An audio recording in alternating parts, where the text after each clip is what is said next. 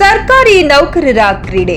ಹೌದು ವೀಕ್ಷಕರೇ, ಉತ್ತರ ಕನ್ನಡ ಜಿಲ್ಲೆಯ ಮುಂಡಗೋಡ ತಾಲೂಕು ಕ್ರೀಡಾಂಗಣದಲ್ಲಿ 2 ದಿನಗಳ ಕಾಲ ತಾಲೂಕು ನೌಕರರ ಸಂಘದ ವತಿಯಿಂದ ಶಿಕ್ಷಣ ಇಲಾಖೆ, ಬಿಇಒ, ಪ್ರೌಢಶಿಕ್ಷಣ, ಪೊಲೀಸ್, ಅರಣ್ಯ, ಕೆಇಬಿ, ಕಂದಾಯ, ಆರೋಗ್ಯ ಹಾಗೂ ಇನ್ನಿತರೆ 11 ವಿವಿಧ ವಿಭಾಗದ ಸರ್ಕಾರಿ ನೌಕರರು ಕ್ರಿಕೆಟ್ ಹಾಗೂ ವಾಲಿಬಾಲ್ ಪಂದ್ಯಾವಳಿಗಳು ನಡೆದವು.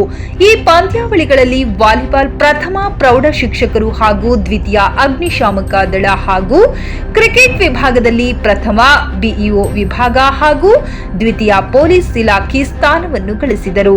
ವಿಶೇಷ ತಂಡಕ್ಕೆ ಜನವರಿ 26 ಗಣರಾಜ್ಯೋತ್ಸವದ ದಿನದಂದು ಬಹುಮಾನ ವಿತರಿಸುವುದಾಗಿ ತಹಶೀಲ್ದಾರರು ಈ ಮೂಲಕ ತಿಳಿಸಿದರು. ವರದಿ ಸಂತೋಷ್ ಪಿ, ವಿಜಯ ವಾಯ್ಸ್ ನ್ಯೂಸ್ ಕನ್ನಡ, ಉತ್ತರ ಕನ್ನಡ.